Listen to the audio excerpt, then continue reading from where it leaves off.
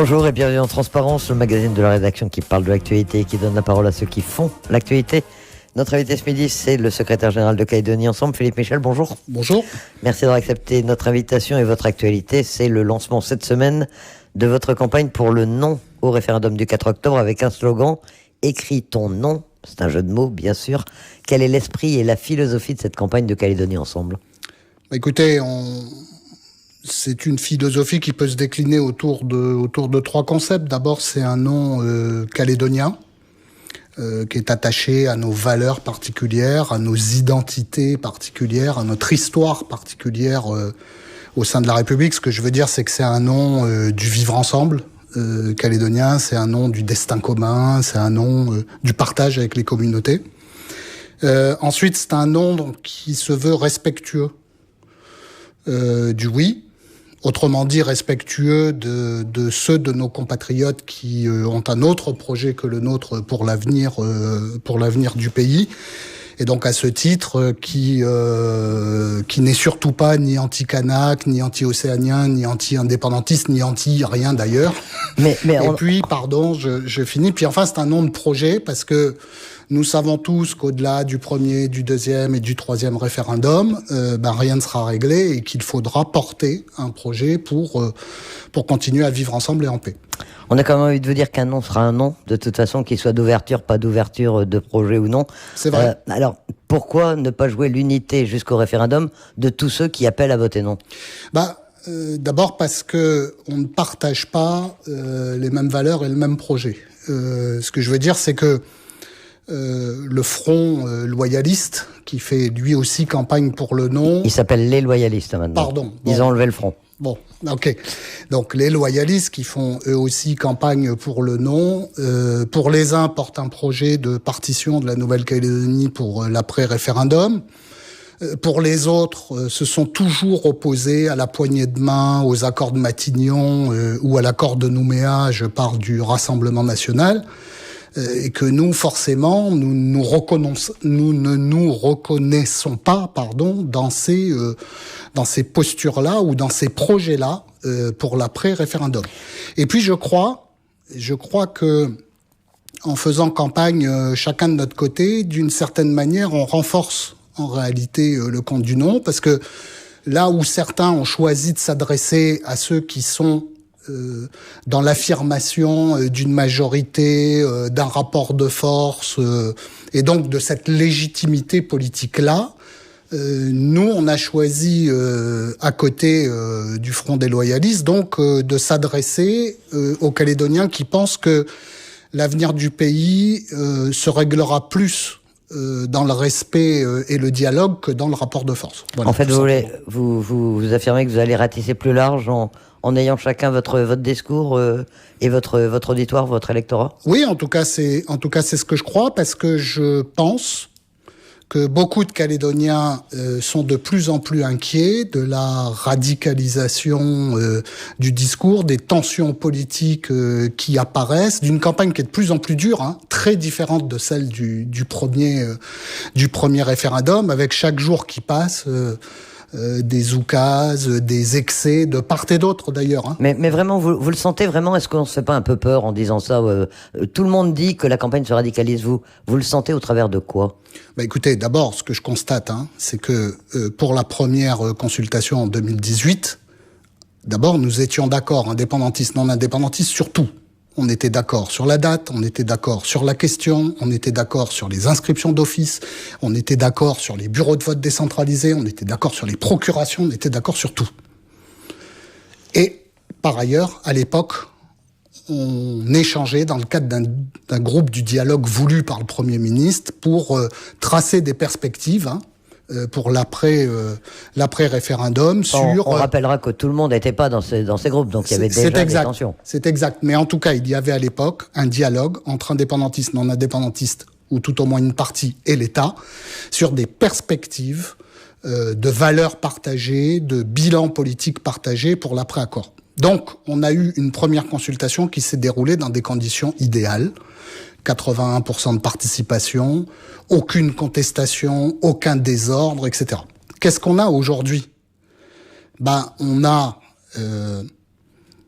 Par exemple, des indépendantistes qui ont d'ores et déjà annoncé par la voix de Louis Mapou au Congrès de la Nouvelle-Calédonie, il y a quelques jours, que quel que soit le résultat du référendum, ils en contesteraient la sincérité parce qu'ils estiment que l'État, notamment, en autorisant l'utilisation du bleu, blanc, rouge, prend part dans cette campagne. On a un désaccord sur la date. On a un désaccord majeur sur le corps électoral et les modalités d'inscription des nouveaux électeurs. C'est quand même pas rien. C'est-à-dire que là où on avait trouvé un consensus pour inscrire de la même manière les jeunes électeurs kanak et non kanak lors du premier référendum, aujourd'hui on a décidé de consacrer, en quelque sorte, une différenciation, une différence de traitement entre les uns et les autres. Donc une tout discrimination, ça, ouais, c'est ça, une discrimination entre les uns et les autres. Donc tout ça, et puis on voit tous les jours des échanges de mots doux, si j'ose dire, entre les uns et les autres.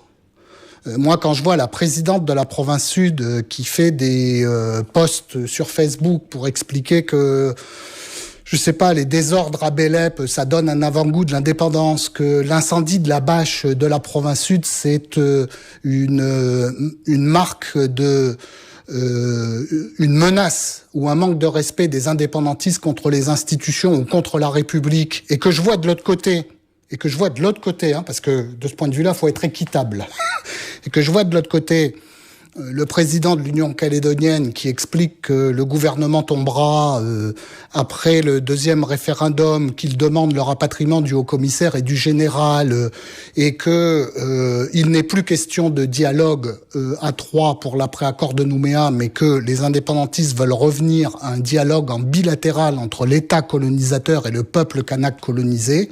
Je me dis qu'on est en train de prendre une très mauvaise direction. Est-ce que vous êtes vraiment équitable quand vous dites ça, ou est-ce que vous pouvez rester au milieu comme ça à dire, à distribuer des bons points aux uns et aux autres? Non, mais est-ce que la radicalité aujourd'hui, elle n'est pas plus, franchement, du côté indépendantiste? Non. Avec des menaces sur l'avenir, avec la contestation, comme vous le disiez, éventuellement contester le résultat, éventuellement, enfin, demander des discussions directes avec l'État, c'est quand même plus grave que ce qui sont des prises de parole peut-être normales dans le cadre d'une campagne électorale où il y a forcément un affrontement. Moi, ce que je crois, Elisabeth, c'est que quand on refuse de dialoguer avec l'autre, on s'expose, parce que quand on ne parle plus, on se provoque et on s'invective mutuellement. Voilà. Et ce que je constate, c'est qu'il n'y a plus aucun dialogue, il n'y a même plus aucune perspective de dialogue entre les uns et les autres. Ce que je constate, c'est qu'il y a des positions, personne n'a le monopole de la radicalité de part et d'autre. Chaque jour qui passe nous fait une démonstration de... On se menace maintenant de part et d'autre de revenir sur le terrain. Enfin, franchement, oui, je trouve que c'est grave. Mais ce que je veux dire, c'est que vous donnez presque l'impression d'être plus respectueux du oui des indépendantistes que du non des autres loyalistes. C'est quand même curieux comme position. Non, attendez, qu'on se comprenne bien. Calédonie Ensemble. Non, mais Calédonie Ensemble, dans cette campagne, fait campagne pour le maintien de la Nouvelle-Calédonie au sein de la République. Donc, pour le non à l'accession à la pleine souveraineté. Calédonie Ensemble fait pas campagne contre le Front loyaliste, hein. Que les choses soient claires. Bah, c'est bien de le dire. Non, mais voilà, que les choses soient claires. Mais pour autant, la dégradation du climat politique, le refus du dialogue et l'extrémisation des positions nous engagent sur un très mauvais chemin. Il serait grand temps que ceux qui prônent le rapport de force et les démonstrations de force se souviennent que nous avons déjà emprunté ce chemin lors des événements et que ça a mené la Nouvelle-Calédonie dans le mur. Et qu'après le temps des événements, des morts, des souffrances et des larmes, il a fallu que deux leaders, Jean-Marie Tjibaou et Jacques Lafleur, se serrent la main et décident de se projeter vers l'avenir pour rétablir la paix en Nouvelle-Calédonie. Il serait grand temps de se souvenir de cet héritage-là. Mais à l'inverse, est-ce que prôner le dialogue, et je me fais l'avocat du diable un peu volontairement, que les choses soient claires là aussi, est-ce que prôner le dialogue à outrance quand on a en face de vous des gens qui vous disent qu'ils veulent pas parler, qu'ils veulent parler qu'avec l'État, est-ce que c'est pas non plus un petit peu suicidaire, bienveillant, utopique. Mais utopique? Allons-y. Non, mais moi je vous dis pas que les choses sont faciles, Elisabeth, mais je dis une chose extrêmement simple, il n'y a pas d'autre chemin que celui du dialogue. C'est simple. Il n'y a pas d'autre chemin que celui du dialogue. C'est par le dialogue qu'on a ramené la paix en Nouvelle-Calédonie il y a 30 ans. C'est par le dialogue et le respect entre les communautés qu'on inscrira l'avenir de notre pays dans le maintien de la paix et du vivre ensemble. Vous dites ça aujourd'hui, mais il y a quelques années, quand d'autres prenaient le dialogue et la recherche d'une solution, vous disiez non, faut aller au référendum, faut aller au référendum. Est-ce que vous n'avez pas changé de discours finalement en fonction de l'actualité, en fonction des événements? Est-ce que le dialogue, il n'aurait pas fallu l'ouvrir avant de rentrer dans cette série de 3 référendums? Non, on a toujours dit 2 choses. Premièrement, le droit à l'autodétermination, c'est-à-dire le droit pour les Calédoniens de se prononcer sur leur avenir de manière démocratique. Il est inscrit en lettres d'or dans l'accord de Nouméa et dans la Constitution et il doit être respecté. Mais on a toujours dit aussi la répétition de ces référendums n'aboutiront à rien et il ne faut pas s'enfermer pour les uns dans le oui, pour les autres dans le non, parce que une fois les référendums passés, il faudra bien s'asseoir autour d'une table et construire ensemble l'avenir. Voilà, c'est pour cette raison qu'on était favorable à participer au groupe du dialogue lors de la première consultation.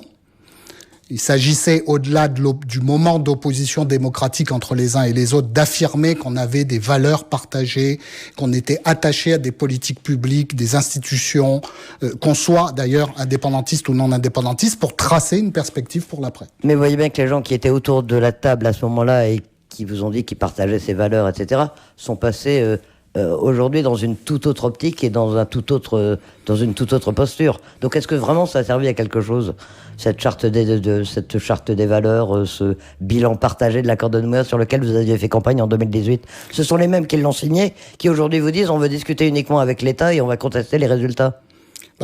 D'abord, je pense que ces éléments, qui sont des éléments politiques majeurs, existent, ont le mérite d'exister. Quelles que soient nos oppositions, en particulier au moment du référendum, nous avons très officiellement, sous l'égide de l'État, affirmé qu'un certain nombre de valeurs nous réunissaient au-delà de nos convictions différentes sur l'avenir du pays. Et nous avons affirmé qu'au-delà de nos convictions différentes sur l'avenir du pays, on est attaché à un certain nombre d'institutions et de politiques publiques qu'on veut mettre en œuvre. Après, il est évident que, à partir du moment où ceux qui ont boycotté le dialogue ont été portés au pouvoir par les urnes, je suppose que les indépendantistes en face en tirent les conclusions qui s'imposent. Et forcément, quand en plus, dans le débat politique, on revient aux postures, aux menaces, aux projets de partition du pays, etc., ça n'aide pas au rétablissement du dialogue. Voilà. Qui avez-vous entendu parler de partition? Il n'y a aucun responsable politique en Calédonie qui prenne la partition. Tout le monde sait que c'est impossible, que l'accord de Nouméa l'interdit, que ce serait inconstitutionnel, et personne ne semble le vouloir. Tout le monde parle de vivre ensemble. Alors, vous avez raison sur un mot. Il n'y a personne qui a prononcé le mot de partition. Voilà. Donc, est-ce qu'on ne fait pas des procès d'intention? Non, mais attendez, parce que il faut être précis. Pierre Frogier n'a pas parlé de partition, il a parlé de différenciation provinciale. Et Sonia Backès n'a pas parlé de partition, elle a parlé d'hyper-provincialisation. C'est pas une partition. En métropole, il y a un mot très à la mode aujourd'hui, c'est la différenciation territoriale, vous le savez. Ça ne met pas en cause l'indivisibilité de la République. Non, mais Pierre Frogier, par exemple, a eu la gentillesse d'expliciter le concept de différenciation provinciale dont il parlait. Il l'a fait, par exemple, dans une interview à NC Première, le 26 octobre 2019, il a déclaré... Vous avez toujours les scripts, à ce que je vois. C'est ça. Il a déclaré « Je veux donner les moyens à chaque province de suivre son propre chemin pour que chaque province puisse décider indépendamment de sa relation avec l'État. » C'est pas la partition, ça ? Que chaque province suive son propre chemin et que chaque province décide indépendamment de sa relation avec l'État. Si, Elisabeth, pour nous, c'est une partition qui dit pas son nom. Et nous ne partageons pas ce projet pour plusieurs raisons extrêmement rapides. On partage pas ce projet d'abord parce que penser qu'il puisse y avoir pour chaque province un droit fiscal, un droit du travail, un droit de l'éducation, un droit de la santé, un droit de l'environnement différent d'une province à l'autre, tout le monde comprend que c'est totalement impossible. Vous allez un peu vite en besogne. Est-ce que c'est pas des éléments qui peuvent alimenter le débat politique pour un futur statut, au lieu de dénaturer tout de suite toutes les propositions qui ne sont pas les vôtres? Écoutez, moi, je vous remercie de me prêter des intentions que je n'ai pas. Moi, j'écoute très attentivement les déclarations des uns et des autres. Quand on dit donner à chaque province le moyen de suivre son propre chemin et lui permettre de décider indépendamment de ses relations avec la France, ça me paraît clair. Ça veut dire que chaque province s'organise comme elle le souhaite et chaque province gère ses relations avec l'État français comme il le souhaite. Comme si l'idée que finalement on donnerait l'indépendance au nord et aux îles, mais le sud, lui, resterait dans la France. Mais de la même manière, Elisabeth, que l'idée à un moment donné de reconnaître le drapeau des indépendantistes ou du FLNKS en pensant qu'ils allaient renoncer à la revendication d'indépendance dès lors qu'on reconnaîtrait leur drapeau, de la même manière que cette idée n'a pas marché parce qu'ils ont renoncé à rien, l'idée de la partition ou d'une indépendance séparée, finalement, du Nord et des îles n'aboutira pas. Tout ça, ce sont des chimères. Voilà. Et nous, en tout cas, on ne porte pas ce projet-là pour l'avenir. On a bien compris, mais vous n'êtes pas forcément obligé de les caricaturer ou de les dénaturer, même si c'est pas les vôtres. Et je crois que justement, vous, votre projet, c'est quoi? Parce que vous nous avez dit dès le début, on a un nom de projet. Votre projet, il est quoi? Statutairement, est-ce que vous avez déjà des pistes? Il va bien falloir en trouver après le 3e référendum. Oui, je vous rassure, on y a déjà réfléchi. Si c'est ça la question. Notre projet, c'est de continuer le chemin qu'on a emprunté depuis 30 ans avec les accords de Matignon et les accords de Nouméa, qui est le chemin de l'émancipation de la Nouvelle-Calédonie au sein de la République, qui est de continuer un chemin qui nous permet de conjuguer souveraineté et République au lieu d'opposer souveraineté et République. Je m'explique. Oui, parce que là, pour l'instant, Je m'explique. La Nouvelle-Calédonie est le seul territoire de la République qui décide librement de ses impôts, de son droit du travail, de son droit commercial, de sa politique éducative. Mais tout ça, c'est acquis. D'accord. Le seul. La Nouvelle-Calédonie est même le seul territoire de la République qui a le droit démocratiquement et constitutionnellement de décider s'il reste ou s'il sort de la République. Ça veut dire qu'on est déjà souverain. Ça veut dire qu'on est déjà un territoire sur lequel on peut décider pour nous-mêmes de nos propres affaires. Vous voulez le statu quo ou vous voulez aller encore plus loin? Nous, on dit, on peut aller plus loin, sans qu'il y ait de drame. On peut participer à l'exercice des compétences régaliennes qui restent entre les mains de l'État. Nous, on dit, on peut calédoniser les administrations régaliennes. On l'a fait dans la police, où on a 80% de Calédoniens dans la police. Mais on l'a pas fait dans la gendarmerie, on l'a pas fait dans la justice, on l'a pas fait dans l'armée. Et on peut le faire. Ça servirait le pays, ça procurerait des responsabilités à un certain nombre de Calédoniens et ça permettrait que les Calédoniens comprennent mieux l'exercice de ces missions régaliennes. Et puis on dit enfin, on peut aussi s'intéresser à des souverainetés utiles pour le pays. La souveraineté alimentaire, la souveraineté énergétique, la souveraineté financière, la souveraineté économique. Parce que en ces temps de Covid-19, par exemple, on mesure à quel point il est important d'être capable de gérer soi-même ces enjeux stratégiques. Donc voilà le projet qu'on propose. C'est un projet que vous avez déjà défendu à plusieurs reprises. Est-ce qu'il est vraiment audible aujourd'hui? Il a quand même été sanctionné par les électeurs au provincial en 2019, au municipal en 2020. Est-ce que Calédonie Ensemble est audible encore aujourd'hui? Alors d'abord, je ne crois pas que l'enjeu des provinciales, c'était le futur statut de la Nouvelle-Calédonie après le 3e référendum. C'est quand même aussi le projet sur lequel vous avez fait campagne depuis des mois. Non, l'enjeu des provinciales, c'est l'appréciation par les électeurs de la façon dont vous avez géré les difficultés qu'il y a eu, et puis c'est l'appréciation par les électeurs du rapport de force du moment. Voilà, c'est tout. C'est pas le projet de la Nouvelle-Calédonie pour l'après-accord de Nouméa et le 3e référendum en 2022. 6 mois après le référendum, les électeurs avaient quand même pas en tête les éléments que vous aviez défendus justement et développés déjà pendant cette campagne. Bon, écoutez, je sais pas. De toute façon, on va pas discuter. C'est pas le sujet aujourd'hui. Non, la question c'était est-ce que vous êtes audible aujourd'hui? Écoutez, je sais pas si on est audible, mais en tout cas, on continue de porter le message.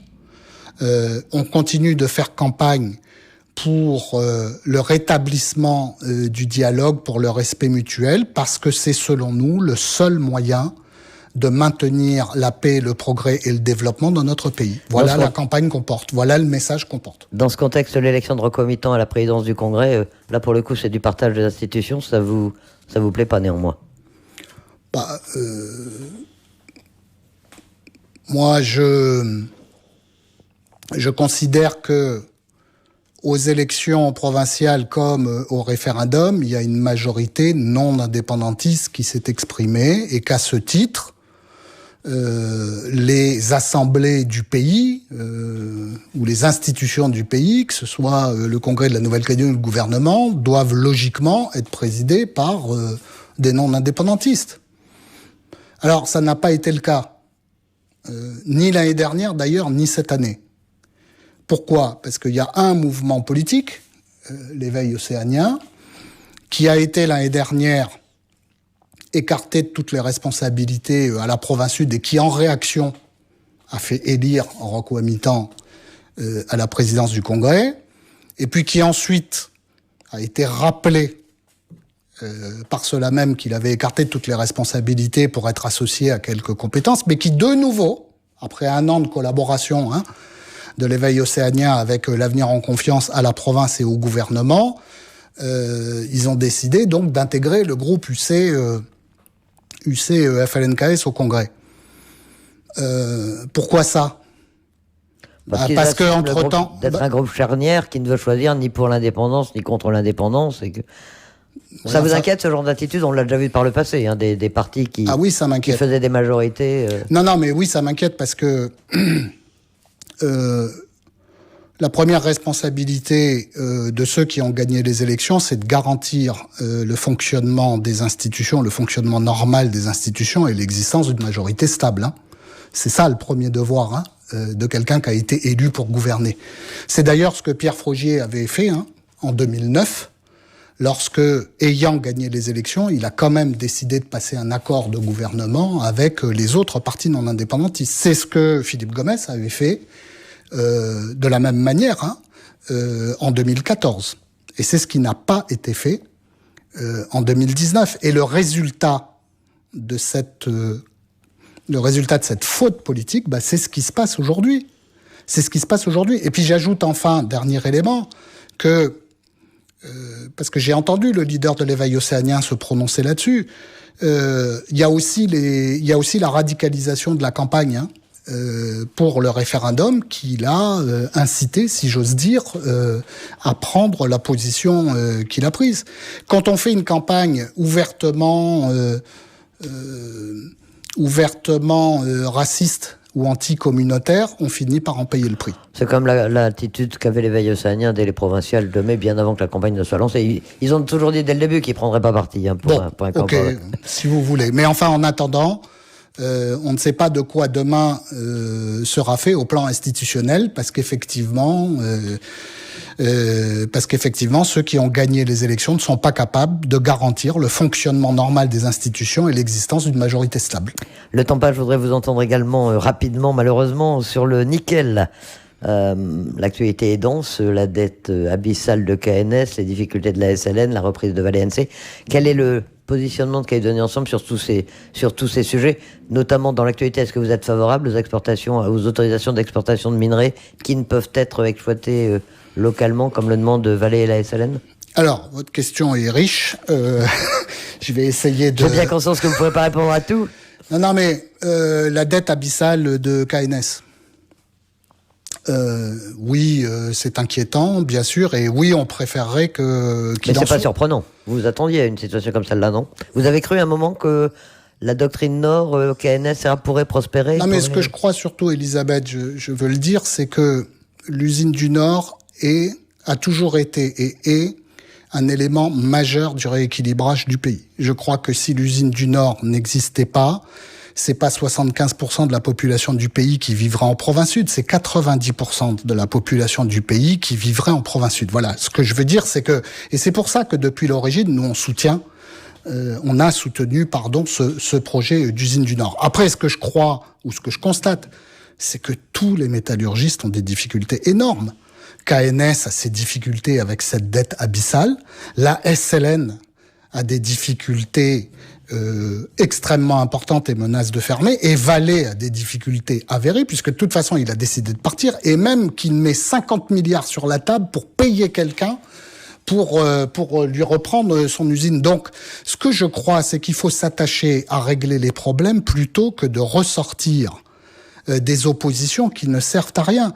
Et le problème, pour revenir à votre question, est-ce qu'il faut soutenir les uns, soutenir les autres, accompagner les exportations ou pas les exportations, etc., c'est que moi, j'aimerais bien me prononcer là-dessus, mais en ayant les éléments du dossier.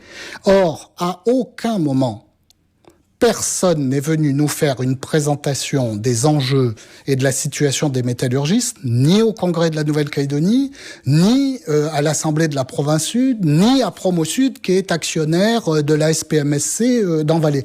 Donc, quand on aura les éléments qui nous seront exposés clairement et en toute transparence sur le sujet, on se prononcera. Mais en attendant, moi, je vais pas commenter des tweets ou des postures des uns et des autres. Voilà, j'aimerais bien avoir ces éléments en toute transparence et en toute clarté. Ce que je sais, c'est qu'il est certain que nous ne pouvons pas supporter la perspective de fermeture d'aucune des 3 usines de Nouvelle-Calédonie, parce que ça serait un cataclysme pour le pays. Et qu'il faut donc tout faire pour sauver ces outils. Mais vous allez de toute façon devoir vous prononcer quand les textes vont venir au gouvernement, puis au Congrès. Oui. Vous le ferez pas si vous n'avez pas d'éléments ou... Vous espérez en avoir d'ici là? Ah bah oui, quand même, oui. Vous avez lancé votre campagne référendaire, on le disait, donc en début de cette semaine. Et après, qu'est-ce que vous allez faire? Comment ça va se décliner, cette campagne? Ah d'accord, alors la campagne est courte, mais bon, ça c'est le même constat pour tout le monde. On n'a que 2 mois pour faire campagne. C'est pour ça que vous vouliez que ça ait lieu plutôt le 25 octobre ou oui, le 4 novembre? Oui, tout à fait.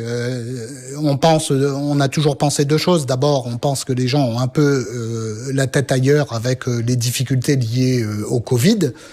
Et puis on pense que si la campagne avait été un peu plus longue, elle aurait permis aux uns et aux autres de mieux défendre leur message et faire passer leur message. Mais enfin bon, on va pas revenir là-dessus.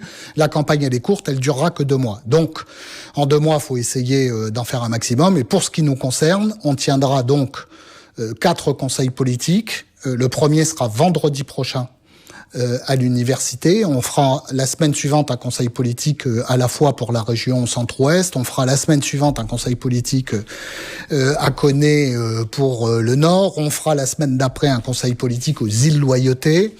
On fera évidemment en fin de campagne un grand meeting de campagne pour l'ensemble du pays.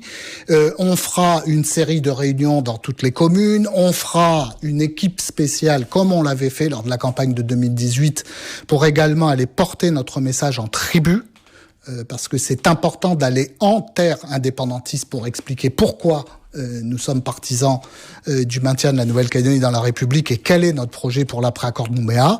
On fera campagne au maximum sur les réseaux sociaux comme tout le monde. On fera campagne dans les médias comme tout le monde. Enfin voilà. Donc, Vous n'aviez pas été déçu par votre tournée des tribus l'an dernier? Finalement, les résultats ont été ce qu'on attendait, et notamment dans la province Nord, dans la province des îles. Ça n'a pas vraiment fait progresser.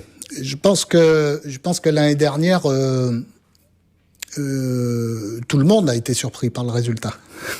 Tout le monde. Non, mais je le rappelle.